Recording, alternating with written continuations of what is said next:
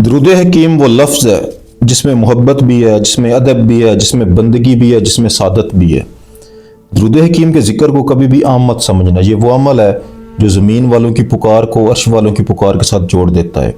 اللہ تعالیٰ کی ذات نے یہ حکم صادر کیا تھا تمام فرشتوں کو، تمام مومن مسلمانوں کو کہ میرے لجپار، میرے پیارے آقا صلی اللہ علیہ وسلم پر درود حکیم کو بھیجا کرو۔ آقا دو جہاں پر درود بھیجنا خود خدا کی ذات کا عمل ہے۔ اللہ تعالیٰ کی ذات نے تمام خلقت کو یہ حکم صادر کیا ہوا ہے، جب تم اپنی زبان سے درود حکیم کو پڑھتے ہو تو تم عرش والوں کے ساتھ مل جاتے ہو، اس کی سنگت میں جا بیٹھتے ہو۔ ایسے ہی تصور کر لیں کہ ادھر آپ درود بھیجتے ہو، ادھر اللہ کے فرشتے درود بھیجتے ہیں، ادھر اللہ تعالیٰ کی ذات درود بھیجتی ہیں۔ خربوں کے لحاظ سے، اربوں کے لحاظ سے سرکار کی بارگاہ میں درود حکیم کو پہنچایا جاتا ہے۔ درود حکیم کوئی عام سی کوئی ورد یا کوئی ذکر نہیں ہے، درود حکیم ایک ذات کی طرح ہے جو آپ کے قلب میں سما جاتا ہے،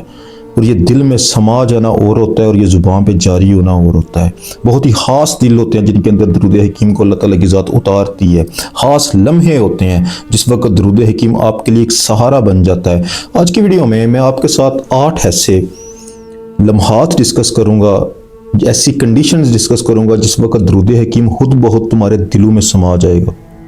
ایک سہارا بن کے، ایک امید بن کے، ایک آسرا بن کے جو تمہیں گرنے نہیں دے گا، تمہیں بچا کے رکھے گا۔ وہ 8 لمحات کون سے ہوتے ہیں؟ سب سے پہلے اور سب سے بڑا جو لمحہ ہے وہ یہ ہوتا ہے کہ جب انسان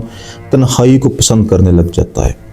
ہمیشہ یاد رکھنا، درود حکیم بہت زیادہ پڑھا جاتا ہے تنہائی میں پڑھا جاتا ہے۔ جب انسان اس دنیا سے اکتا کر تنہائی کے ساتھ دوستی کرتا ہے، تنہائی کے ساتھ محبت کرتا ہے، اس وقت اللہ تعالیٰ کی ذات کی ایک صفت تمہاری ذات کے اندر پیدا ہو جاتی ہے۔ اللہ تعالیٰ کی ذات بھی تنہا ہے، تم بھی تنہا ہو۔ اس وقت جس وقت تم دنیا سے کنارہ کشی کر کے خود کو وقت دیتے ہو، تنہا ہو جاتے ہو، اس وقت درود حکیم آپ کی ذات پر نازل ہوتا ہے۔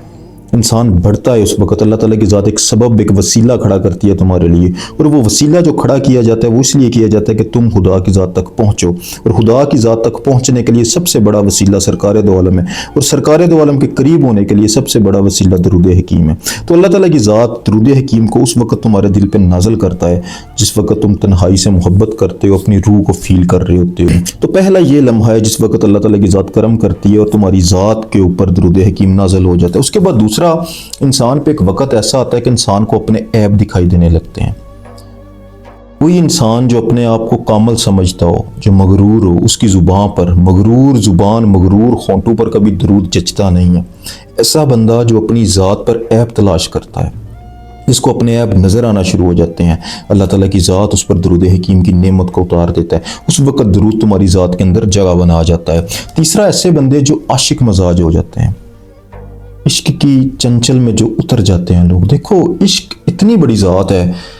جو خود خدا کی ذات کو بڑی پسند ہے۔ یہ کائنات کا آغاز اللہ تعالیٰ کی ذات نے عشق کی وجہ سے کیا ہے۔ اگر عشق نہ ہوتا سرکار دو عالم سے خدا کو تو یہ کائنات نہ ہوتی، یہ جہان نہ ہوتا، نہ ہم ہوتے۔ تو عشق اللہ تعالیٰ کی ذات کو بہت پسند ہے، عشق تمام فرشتوں کو بہت پسند ہے، عشق نبی پاک کو بہت پسند ہے، عشق مولا حسین کو بہت پسند ہے، عشق مولا علی علیہ السلام کو بہت پسند ہے۔ عشق خود خدا کی ذات کا ایک عمل ہے۔ تو جب انسان کی ذات کے اندر یہ والی چیز پیدا ہوتی ہے کہ وہ عاشق مزاج ہو جائے، اور یہ عاشق مزاجی تمہاری نفس کے تابع نہ ہو بلکہ تمہاری روح کے تابع ہو، تم اس دنیا میں عشق کرو، اپنی روح کے تابع رہ کے ہر چیز سے محبت اس لیے کرو کہ وہ تمہاری ذات کا حصہ ہے۔ تم اس کائنات میں خلیفۃ الارض بن کے آئے، تم اپنی حقیقت کو تلاش کرو، حقیقی عشق کی جانب جب تم بڑھو، جب تم عشق مزاجی میں اترتے ہو تو اللہ تعالیٰ کی ذات سب سے بڑا تحفہ تمہاری ذات پر جو نازل کرتی ہے اس وقت درود حکیم کی صورت میں ہوتا ہے، کیونکہ عشق جڑا ہوا ہے سرکار کی ذات کے ساتھ، اور سرکار کی ذات کے ساتھ عشق جڑا ہے، اور عشق جڑ جائے گا جب تمہاری ذات کے ساتھ تو آٹومیٹیکلی اللہ تعالیٰ کی ذات تمہاری ذات کے اوپر درود حکیم کو نازل کر دے گا۔ اس کے بعد چوتھی کنڈیشن یہ بھی ہوتی ہے کہ جس وقت تمہاری اللہ تعالیٰ کی ذات کو کوئی نہ کوئی ادا پسند آ جائے۔ یہ یاد رکھنا، اللہ تعالیٰ کی ذات بھی ادائیں پسند کرتا ہے، سرکار دو عالم صلی اللہ علیہ وسلم کی ادائیں ان کو بہت پسند ہے۔ جب تمہاری ذات کے اندر کوئی ایسی ادا اللہ تعالیٰ کی ذات دیکھے تو اللہ تعالیٰ کی ذات تم سے محبت کرنے لگ جائے، تو اللہ تعالیٰ کی ذات تمہاری اداؤں کے بدلے، اس پسندیدہ ادا کے بدلے تم سے محبت کرنے لگ جائے، اس محبت کے بدلے اللہ تعالیٰ کی ذات تمہیں درود حکیم کا تحفہ دے گی، کیونکہ اللہ تعالیٰ کی ذات نے تمہیں پسند کر لیا۔ جسے اللہ پسند کر لیتا ہے اسے وہ اپنے محبوب کے قریب کرتا ہے، جسے وہ اپنے محبوب کے قریب کرنا چاہتا ہے اسے وہ ایک وسیلہ دیتا ہے، اور وسیلہ درود حکیم کی صورت میں ہوتا ہے، اور یہ وسیلہ تمہاری ذات کے اندر پیدا ہوگا۔ تب تمہیں زبانی مشقت کرنے کی ضرورت نہیں پڑے گی، بلکہ تمہاری ذات کے اندر سے آٹومیٹیکلی یہ چیز چلنا شروع ہو جائے گی۔ پانچواں دیکھو، ایک خاص لمحہ ہوتا ہے جو فقیروں پر طاری ہوتا ہے، جب عشق الہی کی گرمی سے وجود چلنے لگے۔ عشق بہت گراں گزرتا ہے انسان پر، انسان جو عشق حقیقی کا سفر کرتے ہیں نا، ان پر اللہ تعالیٰ کی ذات نے شرط عائد کی ہے کہ اگر تم نے میرا قرب حاصل کرنا ہے تو تمہیں فنا ہونا ہوگا، فنا فی اللہ کرنا ہوگا۔ اور فنا کے لیے وہ لوگ عشق کرتے ہیں، عشق میں لا الہ الا اللہ کو اپنی ذات پر اپلائی کرتے ہیں۔ لا الہ الا اللہ جب اپنی ذات پر اپلائی ہوتا ہے تو انسان قدرے تکلیف سے گزرتا ہے، کیونکہ اس وقت اس نے اپنے نفس کو شکست دینی ہوتی ہے۔ تو جب نفس شکست کھا کھا کر روح بے چین ہو جائے، روح جلنے لگے لا الہ کی گرمی سے، روح جلنے لگے عشق الہی کی گرمی سے، اس وقت ایک آنکھوں کی ٹھنڈک بن کر، ایک امید بن کر، ایک روح کی ٹھنڈک بن کر آٹومیٹیکلی ایک بیلنس کرنے کے لیے درود حکیم ایک فقیر کے ذات میں، ایک درویش کی ذات میں، ایک اللہ والے کی ذات میں، اللہ کے لاڈلے کی ذات میں آٹومیٹیکلی چلنا شروع ہو جاتا ہے۔ اور جیسے یہ درود حکیم اس کی ذات کے اندر چلنا شروع ہو جاتا ہے، عشق الہی کی گرمی سے گرمی نہیں لگتی،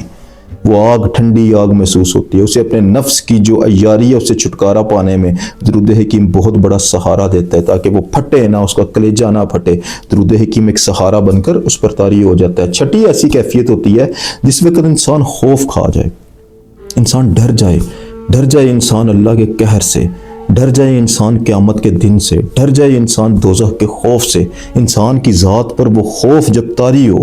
تو درود حکیم آٹومیٹیکلی تمہاری ذات کے اندر خود بہت چلے گا۔ اللہ تعالیٰ کی ذات ایک نشان کو ظاہر کرے گی، ایک نشانی کو ظاہر کرے گی کہ اگر میں جبار ہوں، میں قہار ہوں، میں نے قیامت لانی ہے، میں نے دوزخ بنائی ہوئی ہے، تو میں نے ایک وسیلہ بھی رکھا ہوا ہے جو ہر دوزخ کی آگ کو ٹھنڈا کر سکتا ہے، جو قیامت کی حیت کو بدل سکتا ہے، جو تجھ سے خوف کو دور کر سکتا ہے۔ اور وہ وسیلہ کوئی اور نہیں، وہ سرکار دو عالم کی ذات اقدس ہے، اور سرکار دو عالم کی ذات اقدس درود شریف کی صورت میں تمہاری ذات کے اندر زندہ ہو جائے گا۔ تمہارا خوف ختم ہوگا، تمہارا قیامت کا خوف، اللہ کے قہر کا خوف ختم ہوگا، بلکہ تمہیں ایک امید بن کے،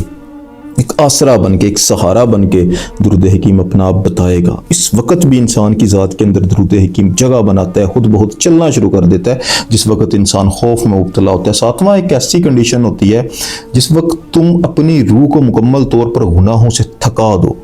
روح یہاں پر الست کی مستی ڈھونڈنے آئی ہے، یوں روح یہاں پر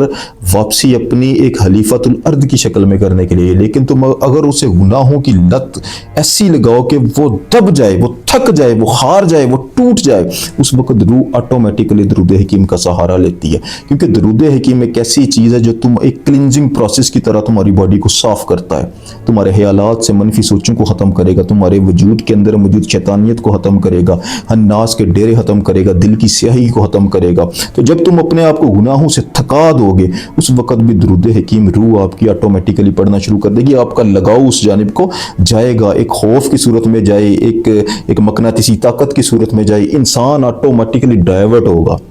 درود حکیم کی جانب، کیونکہ اس وقت واحد سہارا آپ کا اس گناہوں کی دنیا میں بھی درود حکیم بنے گا۔ آٹھواں دیکھو، ایک وقت ایسا آتا ہے کہ جب انسان اللہ کی تقدیر پر، اللہ کی لکھی ہوئی تقدیر پر راضی ہو جاتا ہے، تقدیر الہی پر، اللہ تعالیٰ کی ذات سے شکایت کرنا چھوڑ دیتا ہے، اللہ تعالیٰ کی ذات سے ضد کرنا چھوڑ دیتا ہے، اللہ تعالیٰ کی ذات سے مانگنا چھوڑ دیتا ہے، اللہ تعالیٰ کی ذات سے لڑنا چھوڑ دیتا ہے، بلکہ اللہ تعالیٰ کی رضا میں راضی رہنے کی کوشش کرتا ہے۔ جب انسان اللہ تعالیٰ کی ذات سے لڑتا نہیں ہے، دعائیں نہیں مانگتا، تو اللہ تعالیٰ کی ذات کو اپنے بندوں پر بہت پیار آتا ہے، اور جب اللہ تعالیٰ کی ذات تم سے پیار کرے گی تو اللہ تعالیٰ کی ذات تمہیں یہ تحفہ ضرور پھر عطا کرے گا کہ اے میرے بندے، تو نے مجھ سے شکایت کرنا چھوڑ دی، میں تجھے ایک اعلیٰ تحفہ دوں گا، اور وہ اعلیٰ تحفہ اللہ تعالیٰ کی ذات انسان کو درود حکیم کی صورت میں دیتا ہے۔ تو درود حکیم کو کبھی بھی زندگی میں عام مت سمجھنا، درود حکیم میں کتنی بڑی نعمت ہے، بڑی پیاری نعمت ہے۔ اللہ تعالیٰ کی ذات آپ کو توفیق دے درود حکیم پڑھنے کی۔ آج کے لیے اتنے، جزاک اللہ خیر۔